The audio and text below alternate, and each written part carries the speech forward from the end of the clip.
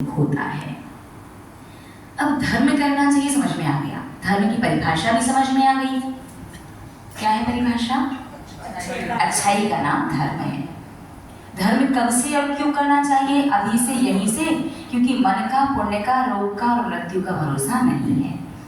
अब प्रश्न ये था कि यदि अच्छाई का नाम धर्म है तो अच्छाई तो घर पर बैठे बैठे दुकान पर जाते हुए भी कर सकते हैं, फिर हमें भगवान के दर्शन करने मंदिर ही क्यों आना चाहिए, वो भी रोज?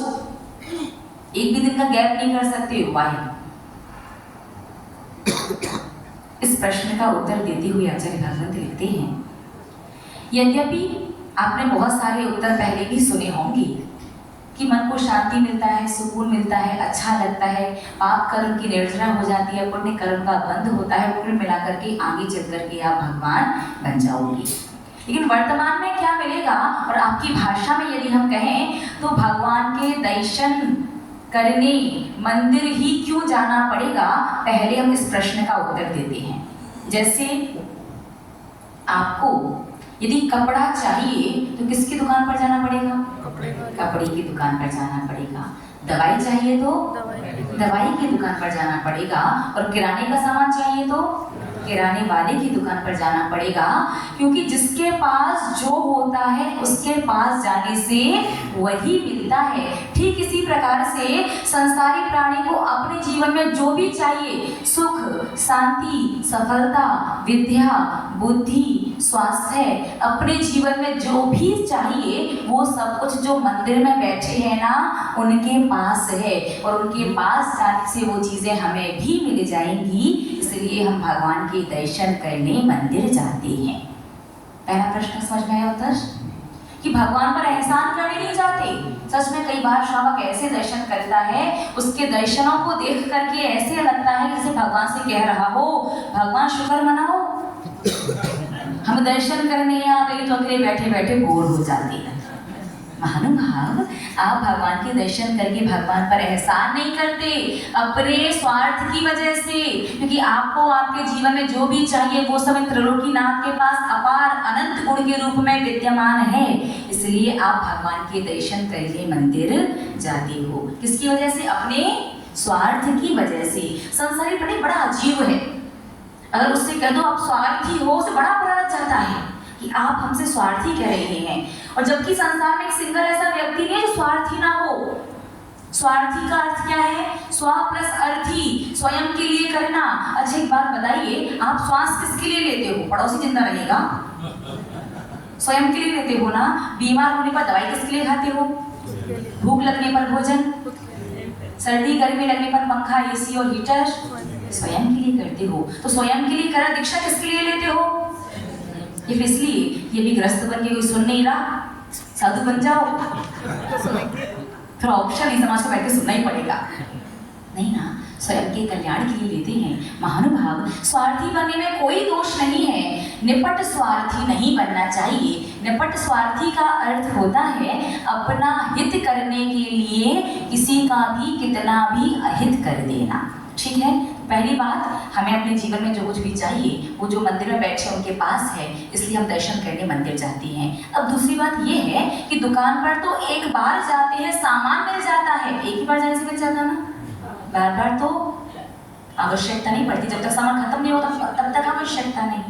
लेकिन मंदिर जाने में आपको क्या करना पड़ेगा? डेली जाना पड़ेगा। वाई? एक बार जाने से मिलेगा नहीं और रोज रोज जाने से मिल जाएगा, क्या गारंटी है? और आजकल तो ऑनलाइन का सिस्टम है ना? बिल्कुल। तो आपके इस प्रश्न का उत्तर यह है कि भगवान के पास ये सारी चीजें जो आपको चाहिए वो दुकान की तरह लगी हुई नहीं रखी कि जाके शांति लेकर के आ जाओ, संपत्ति लेकर के आ जाओ, स्वास्थ्य लेकर के आ जाओ। भगवान के पास ये सारी चीजें अनंत गुण के रूप में विद्यमान है। किसके रूप में? अनंत गुण के रूप में। जैसे मैग्नेट होती, चुंबक, चुंबक के अंदर चुंबकीय गुण होते हैं। लोहा जब चुंबक के पास एक बार जाता है, लोहे में कोई भी परिवर्तन नहीं होता, लेकिन जब वही लोहा चुंबक के पास बार बार जाता है तो चुंबक के चुंबकीय गुण लोहे के अंदर भी आ जाते हैं और लोहा भी चुंबक बन जाता है। महानुभाव, ठीक इसी प्रकार से हमें हमारे जीवन में जो कुछ भी अच्छा बहुत सारा चाहिए वो सब इन त्रिलोकीनाथ के पास है, इसलिए हमें दर्शन करने मंदिर जाना पड़ता है। लेकिन इनके पास सारा सामान दुकान की तरह नहीं, अनंत गुण के रूप में विद्यमान है। और गुण कब आए लोहे के अंदर? जब वो चुंबक के पास बार बार गया। ठीक इसी प्रकार से जब बार बार इनके पास जाते हैं तो धीरे धीरे इनके गुण की प्राप्ति हमें भी होने लगती है, हमारी आत्मा में भी वो गुण प्रकट होने लगते हैं। जैसे चुंबक का फोटो लोहे को दिखाओ तो गुण ट्रांसफर होंगे क्या? बात समझ में आई? नहीं होंगे। ठीक इसी प्रकार से गुण जो है, सामान यदि बाहर लगा रखा है तो आप ऑनलाइन ऑर्डर कर सकते हो, लेकिन भगवान के पास सुख शांति संपत्ति विद्या बुद्धि स्वास्थ्य है, दुकान की तरह नहीं, अनंत गुण के रूप में विद्यमान है। इनके पास तो क्या करना पड़ेगा? ऑफलाइन ही जाना पड़ेगा। चुंबक का मैग्नेट का फोटो लोहे को दिखाने से लोहा चुंबक नहीं बनेगा। गुण की प्राप्ति तभी होती है जब बार बार उस चीज के पास जाया जाता है। सबसे पहली बात ध्यान रखना, आप भगवान पर एहसान करने नहीं बल्कि अपने जीवन में हर एक उपलब्धि को हासिल करने के लिए भगवान के दर्शन करने मंदिर आते हो।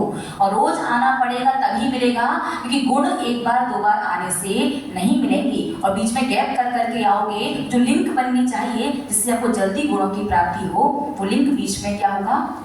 टूट जाएगी। तो वापस से लिंक बनाओ, फिर बीच में फिर आप गैप करोगे, फिर टूट जाएगी। ऐसा पूरा जीवन व्यतीत हो जाएगा। लेकिन आपको एक्चुअली में जो फल मिलना चाहिए, आप देखो ना, आप अपनी मूल जिनवाणी धवला पुस्तक सचखंडागम को उठा करके देखो। आप जब उसका स्वाध्याय करोगे, आप आगम ग्रंथों का अध्ययन करोगे तो आप पाओगे कि ग्रंथ में लिखा हुआ है कि जो भी प्राणी अगर 6 महीने भी पूरी विधि से सही तरीके से नियम लेकर के भगवान के दर्शन करता है, उसके जीवन की 60 से 70% समस्याएं अपने आप खत्म हो जाती है, समाप्त हो जाती है। 60 to 70% क्या करने से? सिर्फ 6 महीने सही से दर्शन करने मात्र से।